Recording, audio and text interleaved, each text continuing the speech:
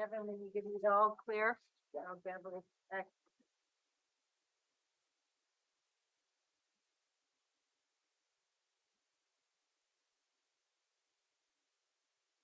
Right.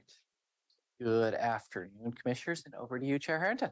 Thank you, Clerk Moss. We are gaveling back into work session on Tuesday, December 12th, 2023.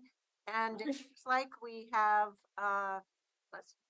3 topics related to different committees here of the county. And then we'll lastly go into board and leadership communication and final agenda item discussion. So up first, it's applicants to the Homeless Solutions Advisory Council. So we have just a slight scheduling issue. Okay, never mind. Just promptly at 2 o'clock. I was going to suggest switching with the. You're on time for your topic. Just in time. Just in time. But while they're getting settled, Ms. Angie, whatever happened to our conversation about committees, commissions, and councils, and the word council being used for those things that relate to ORS or OARs? Staff are currently doing an inventory of our committees, councils, advisory boards. So what the chair is referencing for the boards information is our naming convention on your boards and commissions, and really looking at some consistency within ORS. ORS defines some items are named, and your board has the authority for other names. So we're currently doing the inventory, and then we'll follow up with your board. That may have some changes in bylaws and some other I believe changes. If I remember my timing right, I asked that question before we approved the bylaws or around the time of the bylaws. So just let your newly formed committee know not to get too attached to the phrase council yet. Because it's really good to know when committees have a state requirement associated with them or not. So, okay, welcome. Introduce yourselves and take the topic away. Good afternoon, Chair, Commissioners. Pleasure to be with you. Apologies for our tardiness. Jess Larson, I use she and her pronouns. I'm your Assistant Director in the Department of Housing Services, overseeing our Homeless Services Division.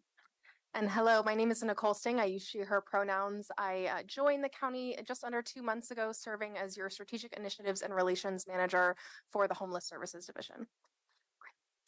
So as you will recall, we've been talking with you and our community for almost a year about transition in our advisory body's work for overseeing our homeless services work for about the last year, which we've called the One Governance process. The goal to really bring into alignment our community oversight and guidance that we receive for our homeless services work, because there was a bit of a scattered approach that had been developed over time and many different funding opportunities, where we had SHS discussed at the HPAC table and COC talked about at the COC board and other such things. And the goal was really to bring us into a streamlined, coordinated advisory approach, so that when we were talking about homeless services, no matter what funding source, we were talking about it all together at once, planning for our future programmatic needs, our budgetary investments, all together in one space. So we're happy to bring you this update today. With the recommended nominations for the new body, which has been temporarily perhaps named as the Homeless Solutions Advisory Council through feedback received through the existing committee, where we convene our many stakeholders. Sometimes there are as many as 70 individuals from our homeless services system who attend a first Wednesday of the month morning meeting. And so they recommended, through a process that we facilitated them through, the naming of the Homeless Solutions Advisory Council. And we will certainly follow the process to align that name with the rest of our boards and commissions and committees in the county. So as part of the next step in that process, we've conducted recruitment consistent with the bylaws, which your board received and reviewed and approved, I think a couple months ago, to help launch that recruitment process. We had great interest oh, I think I'm getting ahead of my talking points. So the goal of this committee, we're going to call it right now, well, temporarily, we're calling it the Solutions Council for short. Their role is to really provide that ongoing high level oversight of all of our homeless services programs and funding opportunities as they arise, similar to new opportunities through the governor's executive orders or whatever they might be. I'll pause for a second. I'm fine if you internally want to use a abbreviated name, but when it comes to the board, we're always going to need to hear Homeless Solutions Advisory Council, because it's kind of aggravating to hear the policy group, the policy group, the policy group, when the policy group has very narrow focus.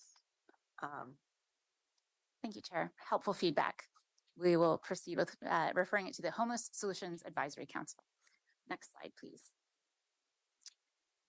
Oh, I'm sorry, I've remembered our slides. So we've conducted that recruitment process, and we're excited to bring you that list of recommended candidates who diversely represent all of the various expertises desired for our committee.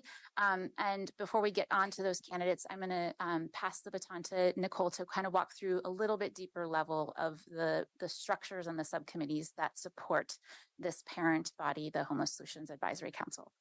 Thank you, and excited to share more about the subcommittees of the Homeless Solutions Advisory Council. Within the bylaws, there are 5 defined subcommittees that will guide us in our work in specific areas. I won't read them all for the sake of time. They're listed on your slide here, and details about them are included in the bylaws.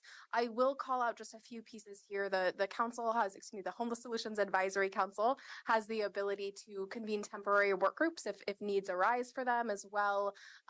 This is all coordinated with other spaces. So as was mentioned, the HISN, the Homeless or the Housing and Supportive Services Network, is a key part of this advisory body work, and we're working to coordinate them, make sure they're speaking the same language and hearing the same information. So as we develop policies, as we review programs, we're getting feedback consistently from different groups and different spaces. I will call out a few things about the subcommittees. First, we hope to have a member of the Homeless Solutions Advisory Council as chair of the subcommittee to ensure there's that report back and communication structure. And secondly, the members of the subcommittees will be broader than the membership of the Homeless Solutions Advisory Committee. So it's an opportunity for us to go beyond the 11 names or 15 bylaw seats for the Homeless Solutions Advisory Committee and seek specific feedback from folks with targeted expertise or knowledge that can guide us in more specific work. And also want to take a step back here and look at where we've been. As was mentioned, the bylaws were approved in October. In a moment, I'll walk through what the applicant review and recruitment process look like. We are here in December, providing our nominations to the Homeless Solutions Advisory Council. Staff are also actively working on orientation materials, onboarding materials to ensure folks are starting from a consistent place and coming to the table with consistent information. And then we're hoping in January we're able to launch the Homeless Solutions Advisory Committee or Council. We will we'll certainly have the variety of subcommittees launching at different times. We'll be starting with the Lived Experience Advisory Committee, as well as the Performance Evaluation Committee. So those are the first 2 we'll launch, and the other ones will be out the door as staff are onboarded. Here's a bit about the recruitment process. Before I speak through it, I'd be remiss not to just thank a few key staff that were doing recruitment calls, taking interviews, particularly to Mike McLeod and Vara Felger. They've been just incredibly helpful in interviewing folks, providing recommendations to leadership within the division and ensuring we have a balanced understanding of the applicants. We did fairly broad recruitment. I think every member of the leadership team in the Homeless Services Division specifically called folks that we knew had experience we would like to see represented, asked that that they apply or find someone to apply that represents their experience. We also promoted the opportunity through open spaces, including the Metro Tri-County Planning Body. Chair Harrington, you might remember that conversation in our call for applicants. As well, we went to the Home Housing and Supportive Services Network to ask for folks to apply and to share the opportunity. From that recruitment, we received 26 applications. And when reviewing those applications, 18 rose to the top of incredibly qualified and frankly, deeply committed community members that would be eager to get feedback from. We understand with only 15 seats and this being the first cohort, there might be voices we miss. So we chose to only bring to you 11 nominees as that first cohort and to save seats for that second cohort to come in. Again, this allows us to recognize some voices that are not at the table in the initial cohort. I will name, we found a few places where we might want additional experience and might need your support in thinking about members for cohort 2. The first one being our business community, the chamber community. We didn't have a representative from that community, as well as folks with experience in eviction court processes. So those are two experiences we see that we'll need. We'll certainly ask the Solutions Council as well if there's additional voices that are missing from that table. And to think about what is meant to be around the table, in the bylaws, there's a few called out groups of people that we want to see represented. And I'm happy to say that every single bullet point on this slide is represented in the first cohort. We have members coming from sunsetting bodies or existing bodies, including members of our Continuum of Care Board that will then come over to the Homeless Solutions Advisory Council, as well as members from the Homeless Plan Advisory Committee coming over to that council. We're excited to see that continuity. So there's some folks that have that understanding of what we've done, how we've deliberated on decisions, and are able to bring that forward. And I will call out, there's a requirement for 2 people with lived experience. We do have members of lived experience on the advisory, on the nominations that we're bringing forward today. And maybe a quick drum roll before I reveal the slide with the names, though of course it's already in the public materials. Hopefully looking at this list, you'll see folks with deep community experience. These are people that have been to the table. We also have some exciting young and up and coming leaders that are part of this to get that broad perspective. Again, I won't list through all the names, but as you're reviewing them, I can certainly think through names that have been doing this work for decades and are eager to be part of the solution.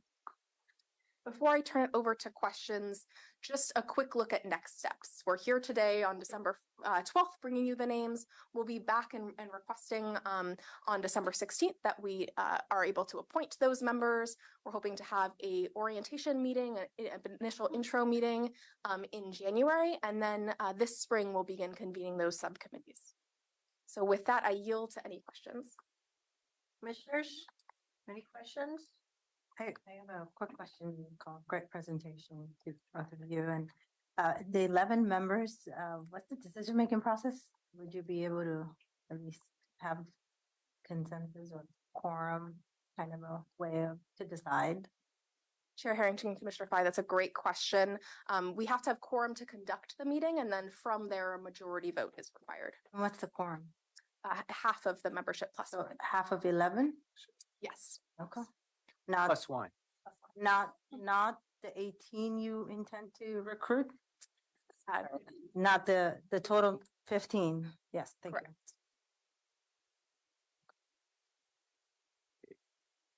You don't count seats that don't have representatives slotted yet. Okay. Towards quorum. And so, is everybody comfortable with moving ahead with the appointments? Yep.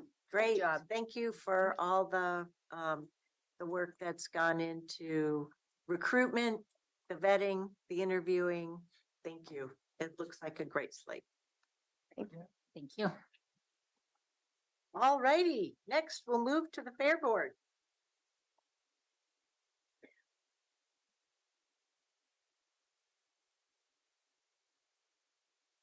Good afternoon, Chair Harrington, Board. Nice to see you. Before you today, I'm bringing you today applicants for the 3 open positions that are upcoming on the Fair Board that will be vacant starting in January 2024.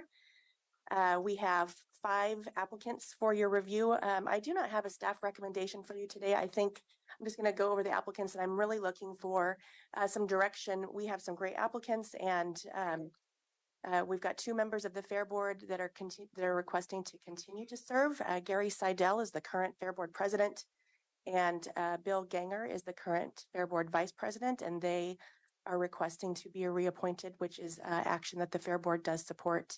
And then we have 3 other applicants for you to consider. As a reminder, just from something that the Chair mentioned earlier, ORS 565 does specify that it is a Fair Board, just FYI, and that there has to be a minimum of 3 members and a maximum of 7 members. That is a longstanding state statute since 1936.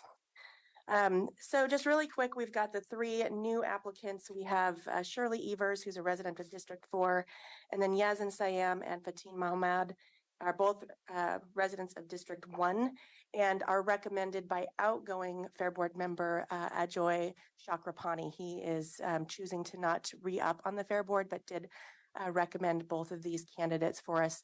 I have met with all of these applicants, and all great applicants. The 2, Yazin and Fatin, they're really excited to join the Fair Board and continue the good work that Ajoy Chakrapani has done on the Fair Board, and I'm happy to take any questions. Commissioners, any thoughts or questions? Will you be making a recommendation at some point?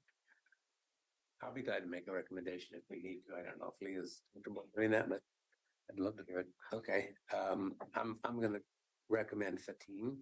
Is that how you say his name? Yes. Just looking at his resume, Yazin is with Intel, but probably time availability. Fatin would be more accessible, I think, to the Fair Board and activities. And then recommending Gary and Bill be reappointed.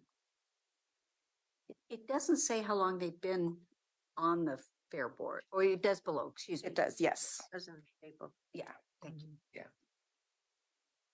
Any other questions or comments? I have a question. Sure. And, I can direct this to Tanya, but usually the staff make a recommendation, but you're not making a recommendation today. Could you tell us more? Sure. Normally, we would make a recommendation. I think that because of the Fair Board, the existing members that are on the Fair Board, and it's supported by the Fair Board, I felt like the Fair Board really I probably should have checked on this with you guys before I move forward with this plan of action. I just felt that the Fair Board was asking for their 2 members to be reappointed, and I didn't necessarily have an action on the other ones, and was really just hoping for some direction on what your thoughts were. And if that's a concern, Nafisa, I'll be glad to go back to the other 4 Fair Board members and make sure that everybody's on board with what I'm recommending. So my experience is Leah's never made recommendations on Fair Board before. Oh, So I didn't this know that. is in line with that. Also, AJOY was appointed in June of 2020, and this was after we had a lot of discussion after having adopted our equity resolution and really wanting to work on our equity and diversity across our portfolio. So towards that end, it's where I'm really interested in seeing Yazin or Fatin apply. And actually, I'm very comfortable with the recommendation here with Fatin. I would actually, Amanda, I'm glad you're in the room. I would like to see both Yazin and from the PSCC appointments, Amir, each be encouraged to apply for ACRE. Because we could use their expertise there. And I know we have one opening that's looking for a particular diversity. So, And they're really interested in getting involved more in Washington County committees. I do think that Gary and Gary Seidel and Bill Ganger are going to have to look at their successors as well. Yeah, we started that conversation a little bit. Bill, Bill brings such a lived experience, I Yeah. guess is a good term for that. He's right in the middle of all this, being certainly a farmer, and he participates in the fair as an exhibitor and all those things. So he's really engaged in that. And I think Gary would probably agree with you. He'll be more than willing to be talking about his successor sooner than later. So. One question I ask every time and I get the same answer. We never have anybody from District 3, and I suspect that there's just not a lot of interest that you see from that area. Yeah, I don't think that in my tenure, other than maybe one time, I have ever seen anybody from District 3 apply. Yeah. And the one thing that I do promote pretty heavily is that we do meet via Zoom, so they don't have to drive it very far to attend a meeting like it used to be when everything was in person. But we really don't.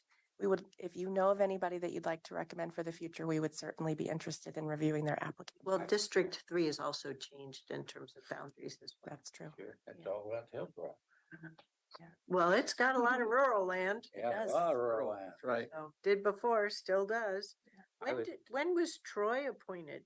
Troy was just appointed this last spring in 2023. Yeah, the date's a little truncated there. Oh, sorry. But yeah, Thank you, Jerry, for the recommendation. I would support that. That's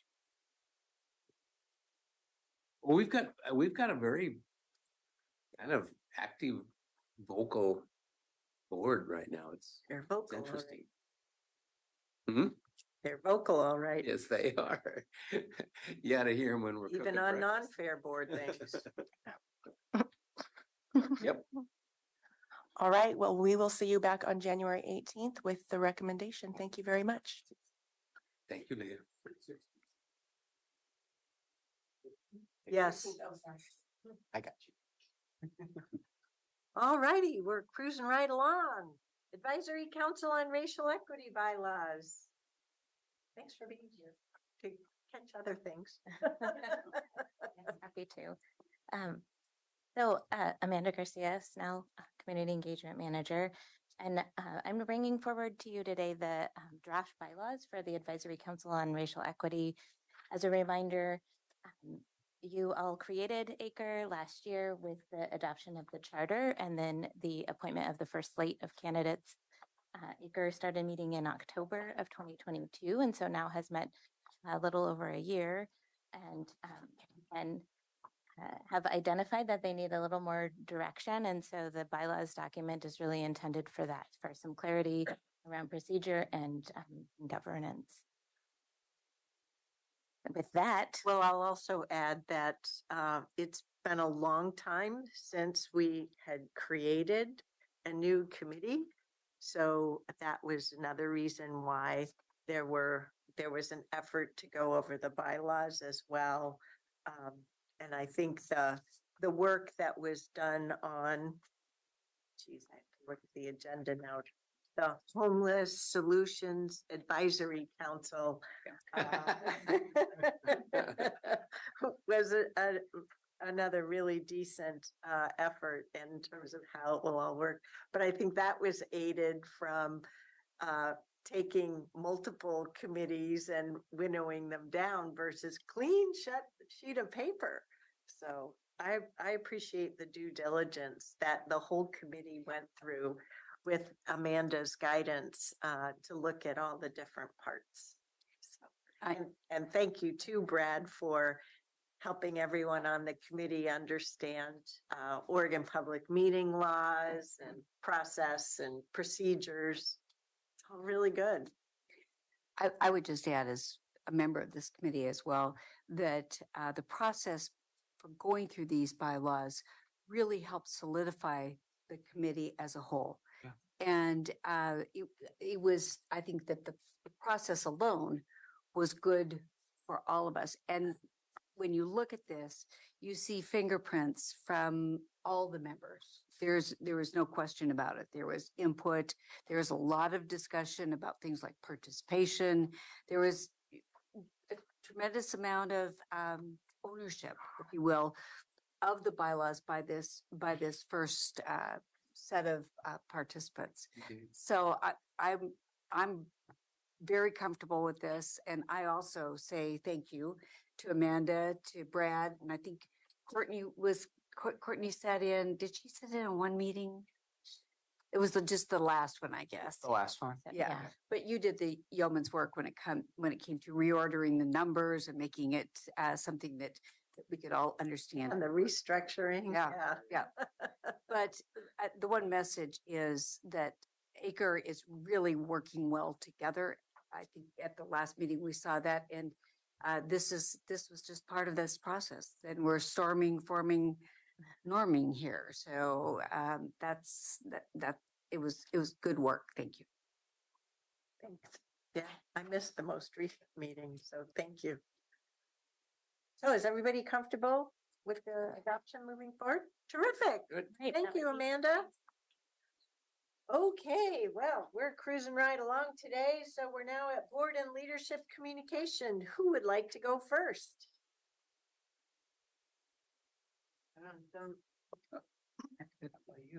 Oh, I went first last time. Chair Hanson, I'll go first. Roy on. I see you volunteering people out there. No, I'll go. And one of the things that I wanted to highlight that I did my jail tour last week. I wasn't able to attend the jail tour that was organized for the board, so I had my own special tour with Under Sheriff Cook, and it really went well. And one of the things that I want to call out, I think previous tours were the same, but this time I was able to witness detoxing happening at the jail and people getting the medicines. And I feel like I always walk away commending the staff that run the jail and just the immense pressure they're on and how they have to be on guard and focused 24-hour, the time they're there. So just my gratitude to the jail staff and all the work that they do promoting public safety. And then I did witness 2 recruits. So there's some success happening. There were 2 recruits. One came from, I think, of the patrol side and was trying out the jail side, and it was promising that he might stay. So, and one regular recruit that was hired. So I hope it works out, and I hope the jail get more recruits and keep up the good work. For the first time, I was able to attend a holiday party, and this was the Columbia Pacific Building Trades holiday party. They had a great food, great turnout, and we've been in pandemic, so I haven't been able to attend some of those, but it was really great to see everyone in their red gears and just be dressed ready for the holidays and be in that spirit. And then last week I was able to attend the Safe Rest Village in Hillsborough, the tour, and just want to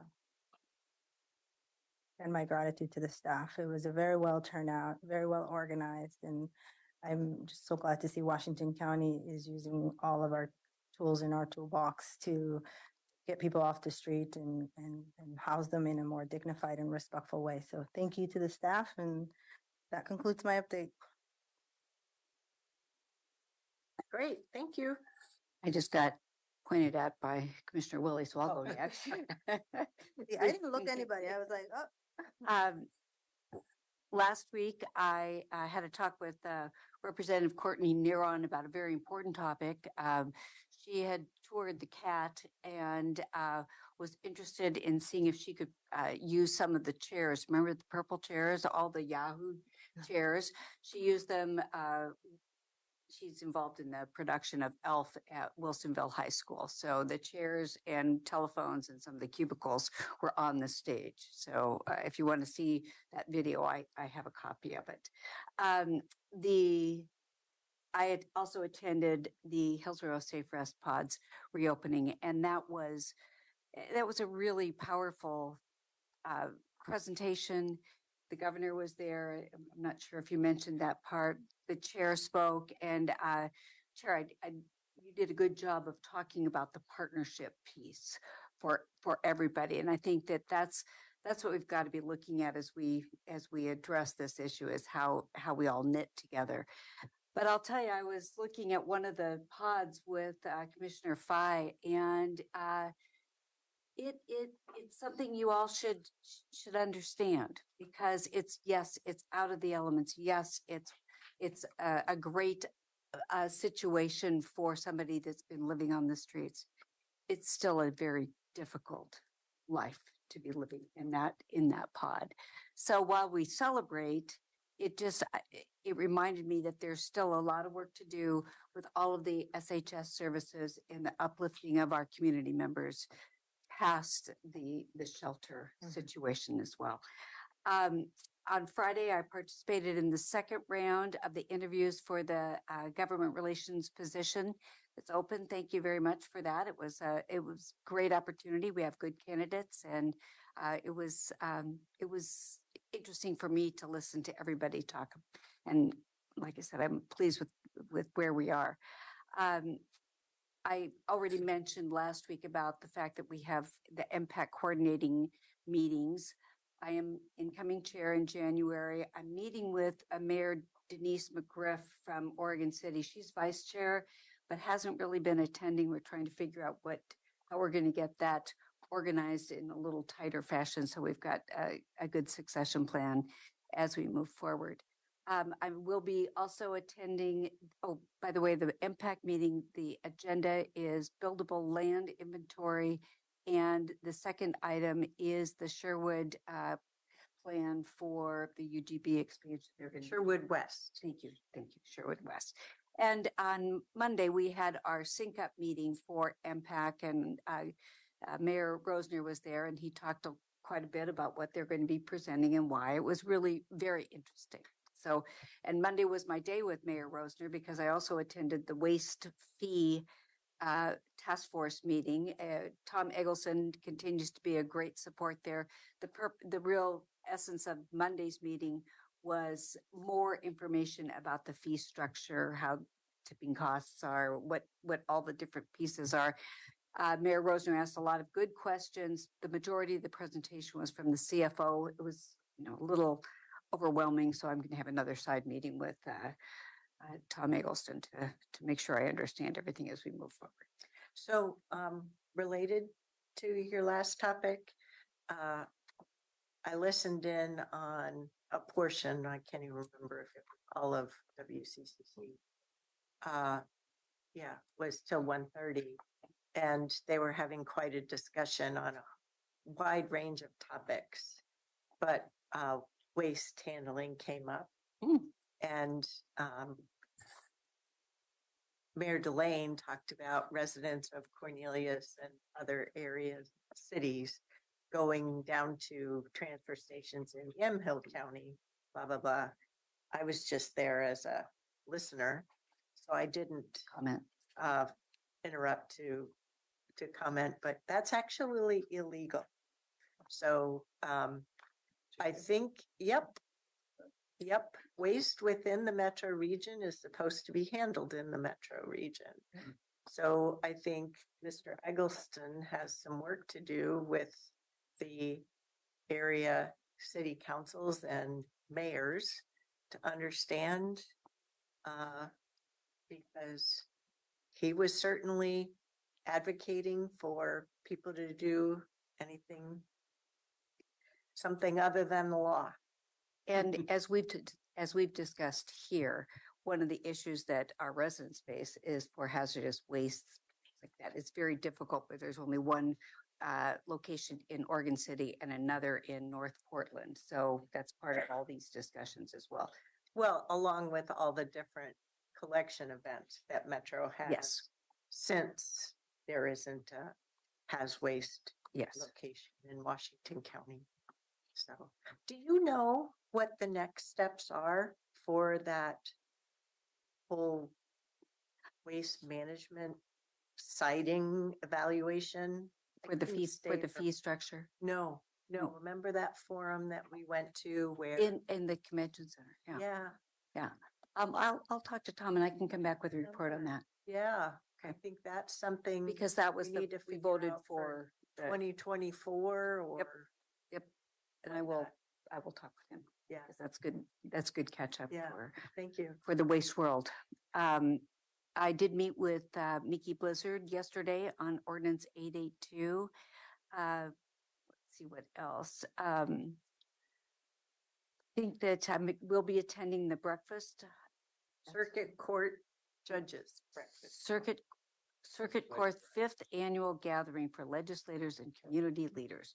The time. And then I have a PAB meeting on Thursday night. I've talked with Shannon Wilson. There are 2 presentations and we'll be ranking those. I'm not going to be in attendance. I have a conflict, but I'll be watching it online. So Catherine, you don't need to attend, but because Oh, good, because I have a conflict. good. I Okay, didn't well, know. but I've made arrangements to be able to do the rankings that I need to do. Oh, thank you. So- It's that business. Yes, On the yes. grants and whatnot. Yes. Yeah, they don't like alternates coming in. No, It's well, just and members. it's hard if you're the alternate. So I just want you to know I won't be in the meeting live. I've also talked to the chair of the Stephanie Jones, Mayor Stephanie Jones. So that's what's going on for me this week. And the last thing is the Just Compassion Center groundbreaking on Friday. So I'm done. Okay. Great. Okay, I will start with, last week I met with Bank City Councilor Marcia Kirk, and that was to discuss their expansion possibilities, both east and west side of Banks. So Banks over the next 10 years or so is going to change a lot, but they do have lots of housing opportunities. They have also some challenges with that. And so transportation challenges as well as infrastructure challenges. If my recollection is right, access to water was one of the big things that affected their expansion opportunities in prior decades. But I know they've put in the required 3-day supply tank.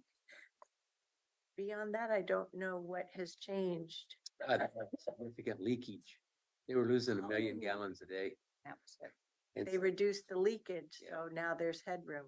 Yeah. Good for them. Yeah, so I had that conversation. I met with Caroline, the executive director for Salmonberry Trail Foundation, just to get caught up too. We've got a pretty exciting fundraising campaign going on right now for looking out into the future and also making people aware. If you want to go on a short hike, we have lots of hikes available that we've not only got the 7 miles that we're working on we pulled the rails up and the ties up. And so, but that's not for public. So that has to be scheduled and we take people along there, chaperoned, I guess is what you could call it. Guided. tours, so to speak. Yes, we are putting up a lot of signs that are saying this is not open to the public, but it looks like a trail now. So we're going to have some issues with that. Recreational immunity is a problem. Yep. Yeah. So, Put up no trespassing signs. oh yeah, we're doing a lot more than that. We're actually putting up barricades so that they have to walk around them to get onto the trail, but there's lots of access. I mean, that's a flat 7 miles, so it's good. I have been, and then last Saturday night attended the Rotary annual fundraising dinner for them and was actually their auctioneer, which is always interesting. I do that for them every year. I keep telling them they could do a lot better, but I think it's cheap. And so that's how I get the nod every year. I have been spending, as you know, a lot of time on forestry things with the governor's group, what we call the small table group, been meeting with them as well as the Forest Trust Lands meeting last week. This week we have, I'm going back down to Salem for Thursday and Friday for the Board of Forestry meeting. We're having a pre-meeting to that. Then we have the O&C lands, which is Oregon and California lands, annual meeting. There's a dinner Thursday night, meetings all day Friday on that. And then we continue to meet and trying to find some resolution on what the governor's request is give us a number. So we have a special 4 o'clock meeting today with the Council of Forest Trust Lands. Catherine and I will be in on that meeting just to listen to see, we're kind of trying to get some direction from that group of people on what they would like to see come out of the small table group. So lots and lots of information on forestry, and it's been very educational, but it's we're getting down to we got to be more specific in what we're messaging to the governor. So that's what we'll be looking at. Yeah, I'm attending the legislative breakfast tomorrow morning. I'm going to Commissioner David Yamamoto from Tillamook County is, retiring. His last day is December 30th and or probably the 29th or whatever that Friday is. And so his retirement party is tomorrow night, and I will be in Tillamook for that as well. So lots of road stuff going on. So I think that's all I have. I made a point on David to seek him out when I was down at the one day at the AOC conference. And I just thought I'd share here that my first year of participation at AOC, he was always very welcoming to new faces around the table at both the Ledge Committee and the board meeting. But he was also a pretty steady contributor there, which was very nice. And I'm really going to miss that. Yeah.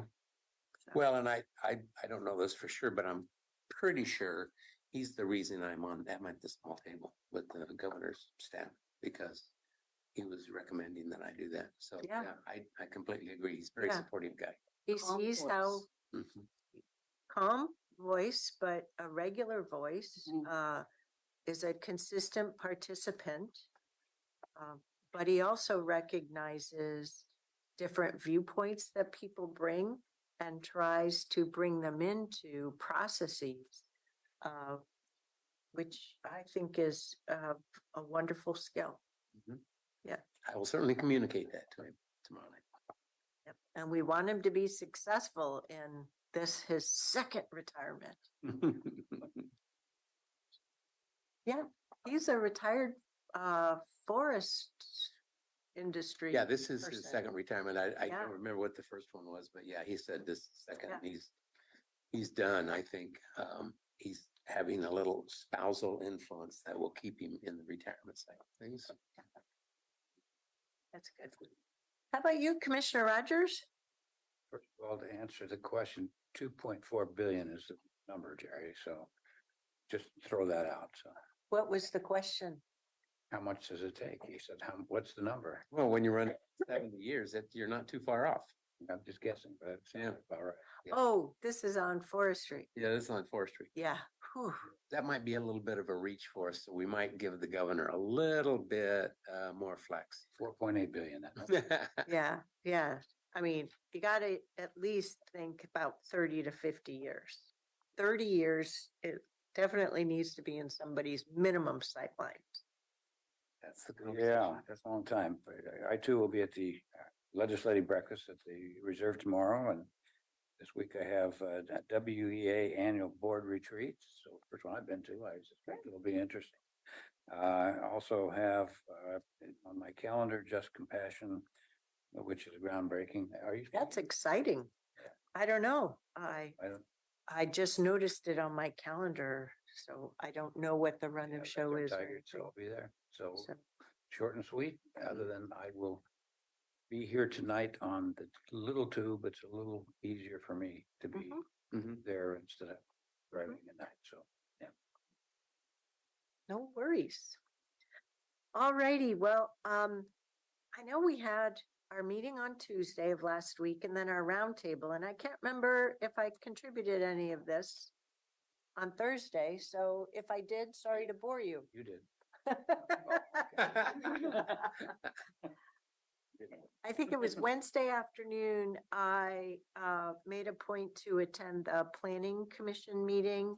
It was very well done. Our staff did a great job in working with the chair and having materials that supported the various topics.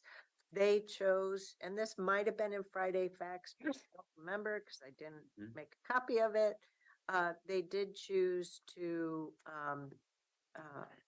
not make a decision on the UGB, the North Plains UGB item yet. They chose to wait until after the election. The Safe Rest Village opening in Hillsborough on Southwest 17th was a good weather day, which was nice, and a good group and a decent amount of media there. It was really nice to have the opportunity to thank the governor for the resources that came about from her executive order, and to see physical investments as well. I continued my engagement with various state reps and senators on the state county shared services with Rep. Bowman. And I started the conversation with the two cities in Washington County that could look at island annexation. Had it with City of Beaverton earlier this week, along with Ms. Angie, and City of Tigard. It's coming up to initiate the process to the degree that there could be a process, but really just bringing the topic up and seeing if they have any appetite, which means the next step is they're looking at it in data. Can I say something? I applaud you for doing that work. It's been a long time coming, and so it takes a bit of courage, and nobody wants to jump in. But I thank you. It's good to do that. Thanks. We're all in this together, right? We had some of this conversation with the strategic plan update. Yesterday, I had a meeting that felt to me like a first ever, only to be reminded that no, we've just been having them annually, but they've been over Zoom. It was the annual audit inquiry with our audit firm for Washington County and all of our component parts. Yeah. So it all felt very new to me. And she said, oh no, we've been doing it. It's just, it's been on Zoom. We haven't done it in person in a long, long time. So it's like, oh, cool. That'd be about as exciting as watching paint dry. No, it is not. Coming from a CPA. Even I showed Jory the Not an auditor, a tax guy. Really mean. It was an experience. This wasn't actually going over the audit detail, which I think starting in 2025, we're going to need a different commissioner to serve on the audit committee. So contrary to this one's opinion, I find the audits interesting because you get to hear about the different parts of the organization and different particulars that the auditor or audit committee members raise. So don't be dissing audit committee. I so move appointing Catherine in 2025. I did my tenure. I did it. I'm trying to get ahead of this, Brad. That's right. Well, then there will be at least 3 others who should consider this. So anyway, it was an interesting experience of trying to remember fiscal year 23, right? As we are living with fiscal year 24. And I'm very much in the headspace of all those different needs for upcoming fiscal 25. So it's kept having to rewind, but I still managed to talk about all those 3 years with the auditors to sort of give them some background. The sheriff's office, employee recognition and swearing in, Commissioner Treese and I were there. Yeah, thank you for attending their speaking service. So thank you for that. You bet. Yeah. One thing I learned from the sheriff today, with having a new sheriff, Roy probably knows this, but I didn't.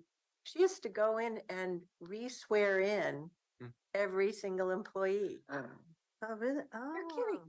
I The didn't know way that. the ORS is written, it is specific to the sheriff Yes. and not just to the position of Washington County Sheriff. Holy cow. That's a crazy one. Yeah. Mhm. So, yeah.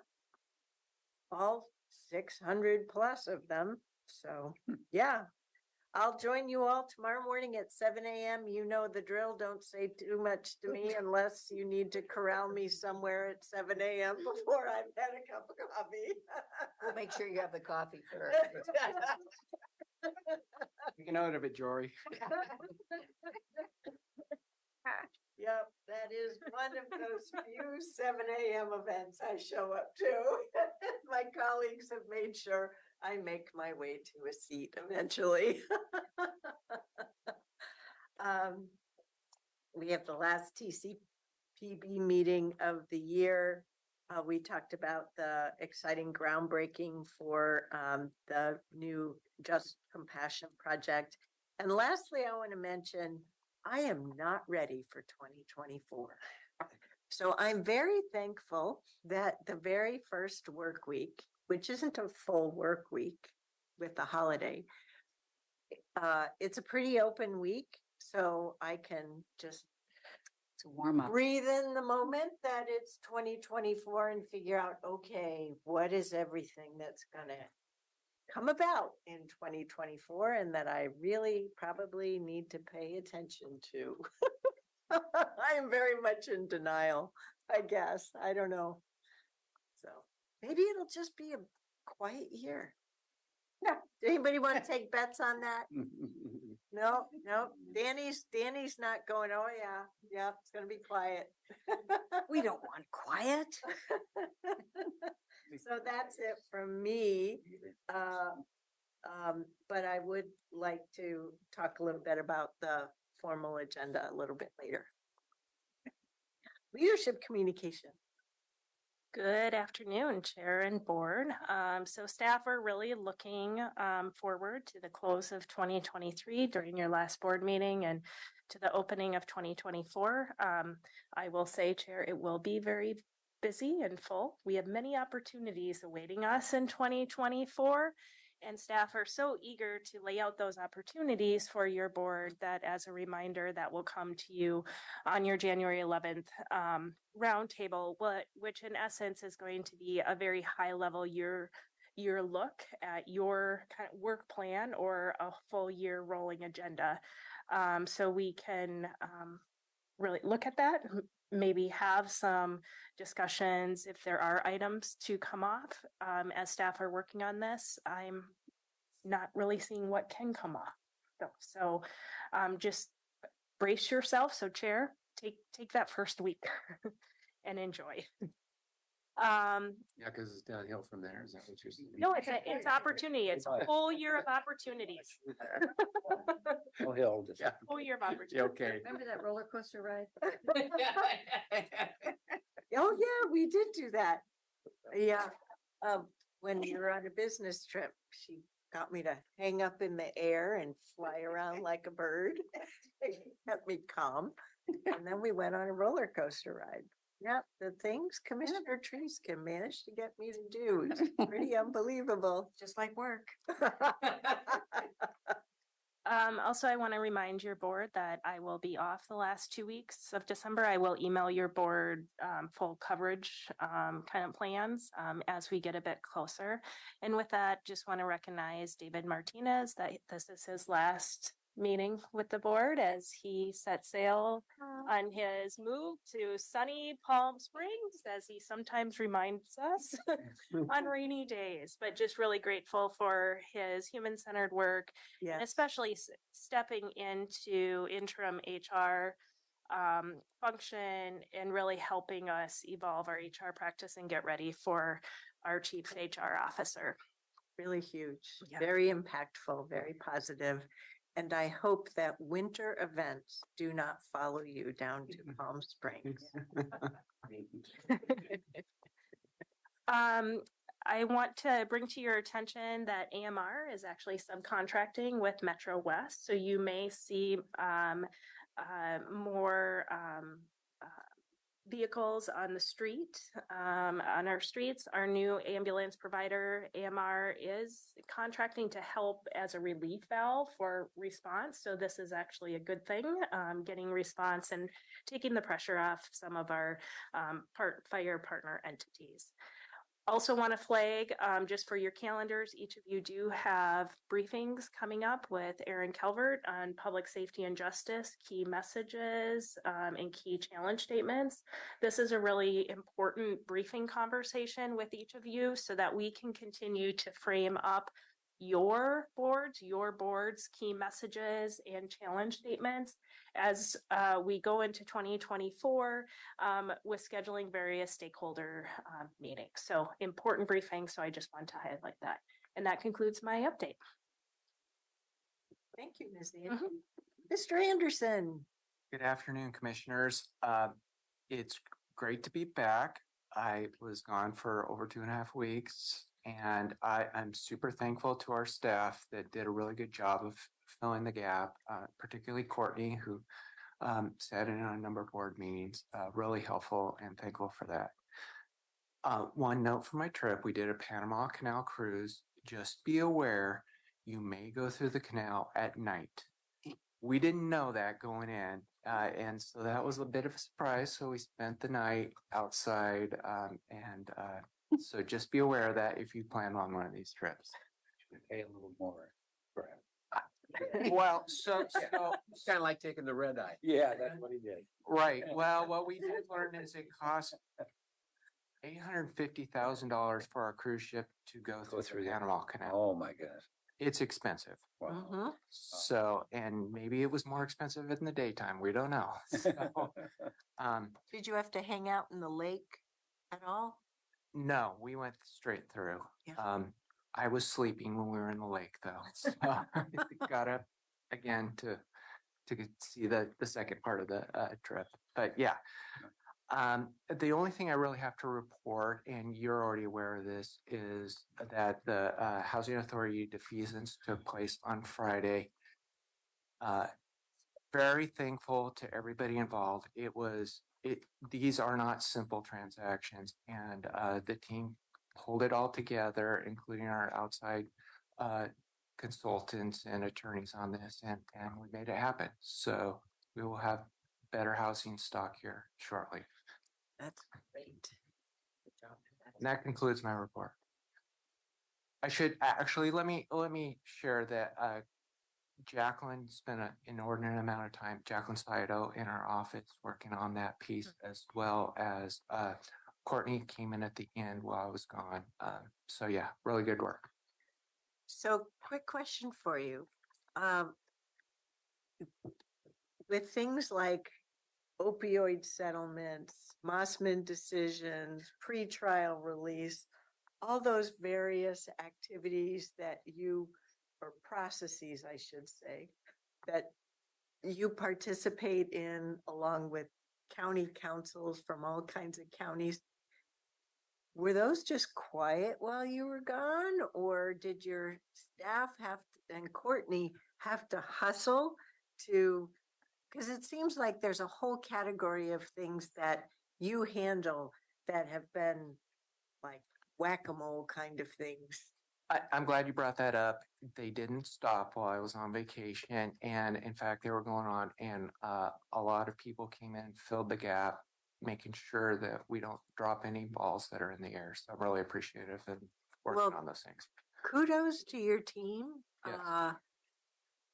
Because I know you're very active with other county councils on these very pertinent, big societal issues. Yes. So I know I feel like we're very well served by you and your team on. Yeah, thank you. And they're really willing to step up and take on anything, do a real good job. Great. And yes, you're showing that you can be a county council and go on vacation. Yeah, it was nice to not be able to connect. It really was, because you can't connect in certain places. So, yeah. And I would encourage you all to take a little time away too if you get that opportunity. I did it in October. Yes. Got another one coming up too. Clean Water Services. Hello, Mark. Thank you. We're not ready to let you go yet. No, there you go. Well, thank you, Chair Harrington, members, Clean Water Services Board. I'm sitting in for Diane again as she's works on her recovery. Apparently, she's being put through her PT paces and is doing quite well, as you can imagine. Last week, I think I assured you that that the storms were not that bad. The groundwater had not been fully saturated, and then it rained very, very, very hard last Tuesday and Wednesday. Our normal dry weather flow at our 4 water resource recovery facilities is about 72 million gallons a day. With the rainfall and the inflow and infiltration that comes from groundwater that seeps into the pipes and rainwater, it swelled to almost 250 million gallons. So it's pretty. Whoa, can you repeat those numbers again? It was 246 million gallons of flow last Versus Wednesday 72 versus 72. That is within our operating parameters for high flows, but that has a lot of people hopping. We have a lot of people on call. What's that? What's the design limit? I couldn't. I mean, I'd have to look at that. It's obviously more than 250 million. Well, I fortunately, went down Southwest Hillsborough Highway recently and saw the floodplain was totally maxed out. Yep. But I hadn't quite connected. Holy jamoly. And we operate about 44 pump stations. Those all continue to operate during that time. You may have seen some articles in the newspaper or notices. There were 2 overflows within the city of Portland system that are within the watershed itself. One on Fano Creek that was way up near Hillsdale. It was way outside of our service district. Of course, the newspaper said that the overflow was in Beaverton, which they don't know their geography very well. But the city of Portland's very good. They give us heads up before any of those news releases go out. We also go out and check the same thing. There was also an overflow in Forest Heights, which was well outside of our service district, but we also dispatch people there to look at those sites as well. But they were. But it was it on that part of Forest Heights that flows down into our watershed? Yes. Oh. So that was Cedar Mill Creek that eventually goes to. Okay. And the other one is on Fano Creek. And both those are under investigation. Typically it's high flows. It's often it's roots or things like that. And other than that, I have nothing else to report. Well, let's hope over the course of the next 2 weeks, particularly during the holiday season, that we don't have any more atmospheric rivers or windstorms that will take advantage of saturated ground or icy cold temperatures. So we'll see what happens. I think it's Mark's trying to be a weatherman, gave him karma, I think that's what the deal is. Yes, right. Well, thank you for that good report. Appreciate it. Okay, so we have a business meeting tonight, our last one of the year. This is a time when we have really interesting consent agendas, given the number of contracts and things that need to be taken care of before the end of the year. And we're coming back to engrossed ordinance 882. One thing that we want to make sure we appreciate is in the packet this time is the findings. Because that was raised in some of the constituent communications that we've had thus far. Ms. Wardell reminded me that this is just the way we have historically gone through the process, where the findings wait until the last steps. And so, no, it's not that we've done anything wrong. It's just the typical process. So sounds like she may be revisiting that so that we can obviate or obfuscate that, handle that differently. So the other thing I wanted to mention is I raised with Ms. Angie,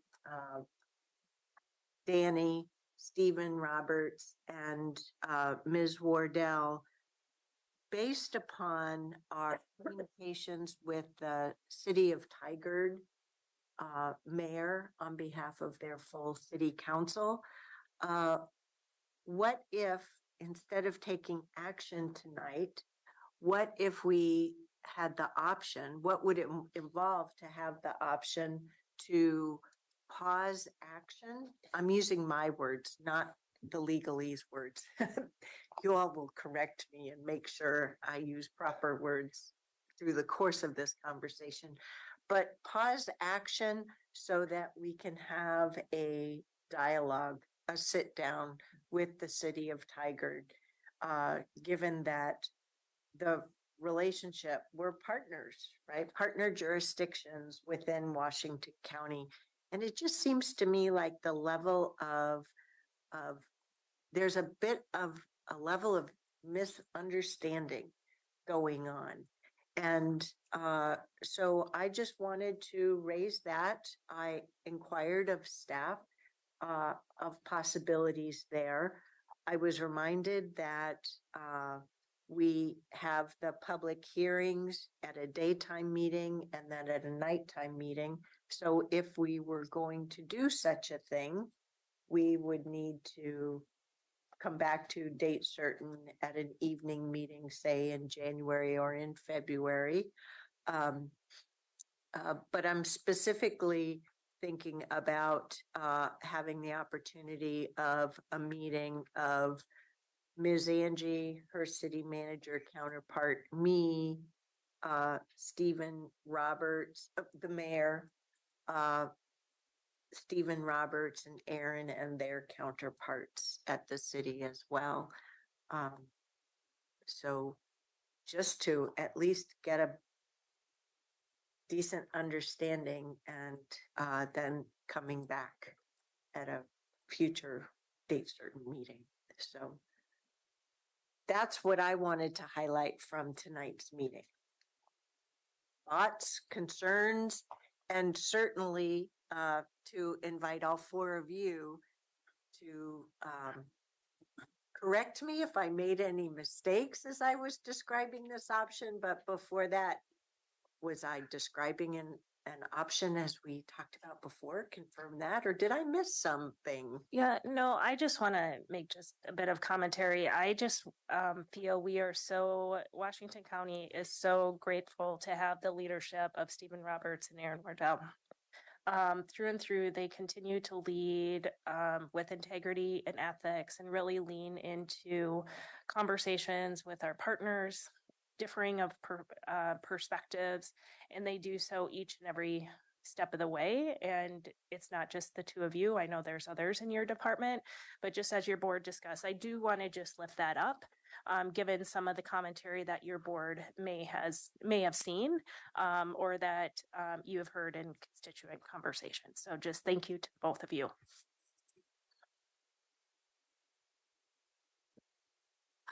I'd like to make a comment as well. First of all, I want to second what you just said. I've had many conversations with both Aaron and Stephen, and you have always been so helpful, so transparent, so willing to move this along. And I am I tell you, I'm so proud to be a part of Washington County and be a part in my way of LUT because of the people that are there. So I really want to make sure that that's out there.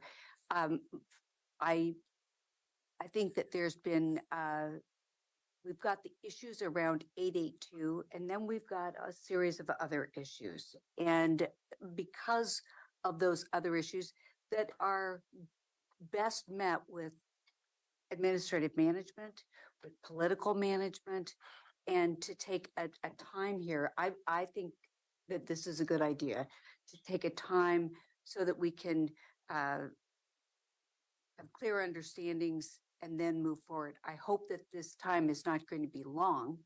I mean, it's 882 has maybe on our gravestones, and I really don't want that. So, but my point is here, I'd like to, I know we have to go to an evening meeting, and I assume that that's in the end of January. So I would like to make sure it's then and not further down the road. But I appreciate, Catherine, you taking the leadership, Tanya, you taking the leadership in having those conversations at the administrative and political level to make sure that we can continue to move forward to work with the city of Tigard in a positive way. And that is absolutely no reflection on the work that LUT has done from my perspective. So there's no straight road here. So as you know, and so unintended. So I am in support of that. And if we need to make a motion, I'm happy to make that. We will need to make a motion. I'm happy to make that motion moving forward. I guess I would say that it is permissible to do this, to continue the public hearing, but you do have to take some sort of action tonight. Yeah. And I'm sorry, we just started diving in, and you are our team. You're our exemplary team. And we want you to not only know that, but feel comfortable in contributing to our conversation here. Yes, and thank you, Chair. We appreciate the comments and Commissioner, I appreciate that. Yes, we welcome the opportunity. I think there's it's never too late to try to arrive at some sense of consensus, or at least to just meet again and make sure that we understand each other fairly clearly. So we look forward to the opportunity to do that. So thank you for raising that. And I did want to maybe just one little clarification. If you continue to a date certain, it doesn't necessarily have to be an evening meeting. Right. So that's if you engross. Had a public hearing tonight. Oh, right. So tonight would that's even better. satisfy the public hearing. Right. But continuing on, for example, for deliberation. Right. Correct. It would only be still if need you to wanted be to date change. certain, wouldn't it? Yes, it would have to be a date certain, but the only time you would have to have another public meeting is if there are changes made to that ordinance. Right. Public hearing. Public hearing. And a public testimony. Yeah. And that would be a C engrossment, and we would have to have a day meeting and a night meeting again. But I don't think that's what we're talking about. So continuance is possible.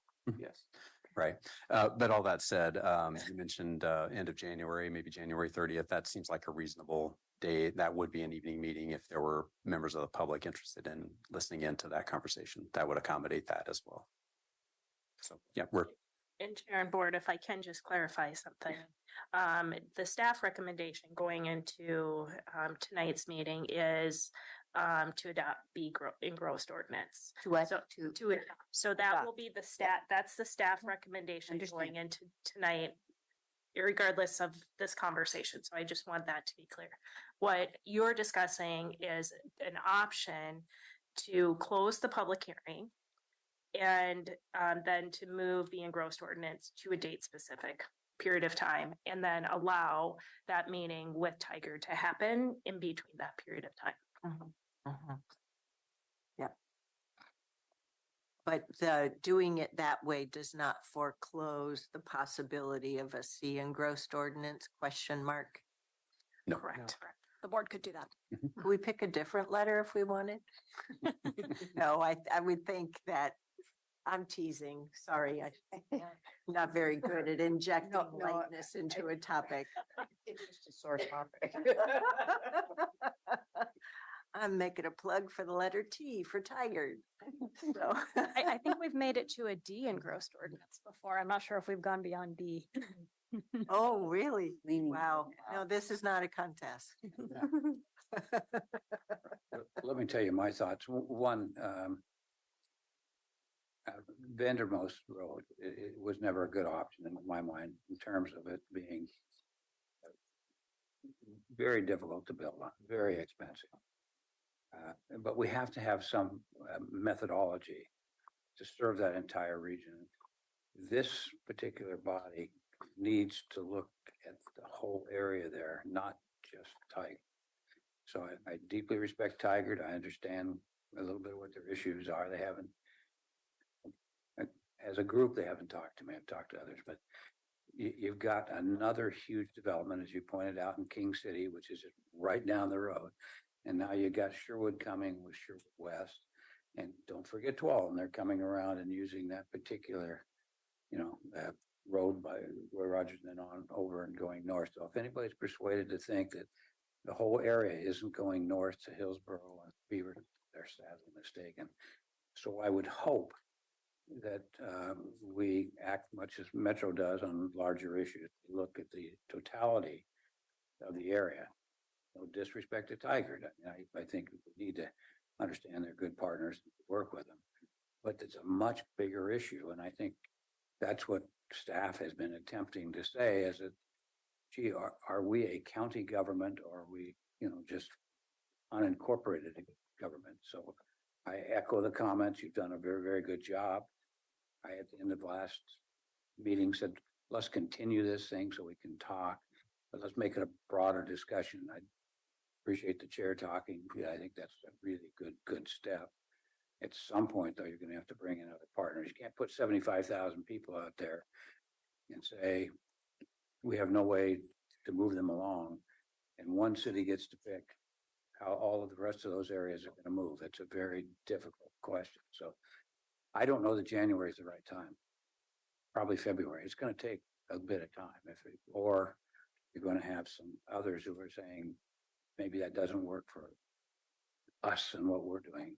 The whole area is exploding.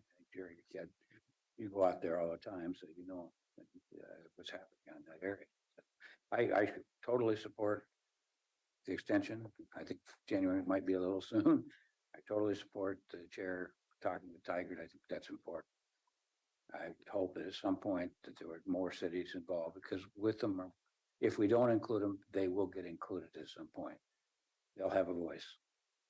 They'll have a voice. That's my comments.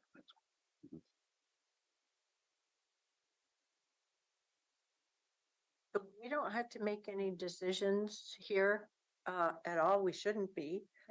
Rather, comments. I didn't want anybody to, It helps to discuss this. yeah, be surprised that the conversation, the next steps may go into different spaces than what you were thinking about in the prior public hearings and whatnot of this topic.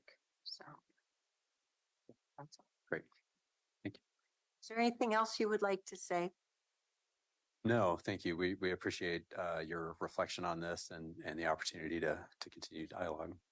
Well, I will just join my colleagues in saying thank you very much for helping us learn more about the ins and outs of good land use planning and looking towards good communities, good neighborhoods, and imagining what our Washington County community will look like in terms of community form, but also the longevity of time.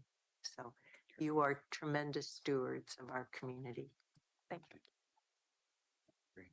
All righty. I just had one last question on board communication. I might have missed your highlighting it earlier, Commissioner Feig. Did you talk at all about WCCC's meeting of this week? No, I did not. That's the notes I skipped over. When I ended my comments early, I should. So WCCC, I think, we went over. Since you're our board representative, I think we need to make Mhm. sure that that comes out. Thank you for reminding. So there was a WCC meeting yesterday. We talked about the MISTIP.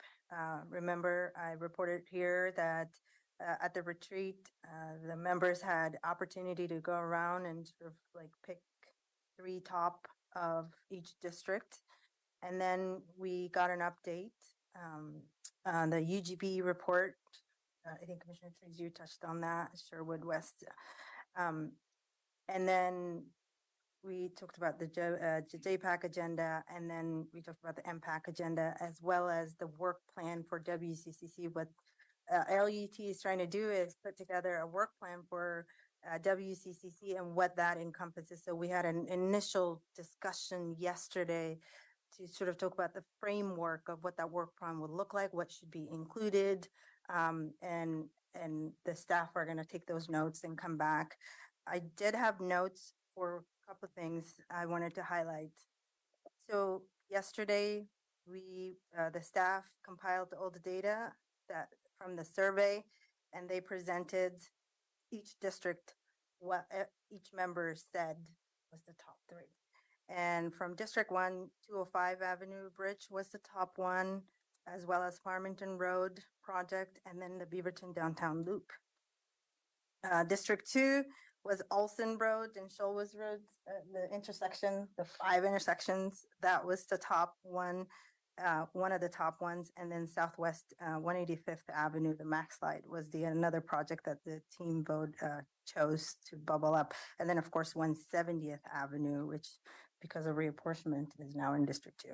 And then in terms of District 3, Edie Road was one, Greenberg Road was the other project, and then Herman Road was the other project.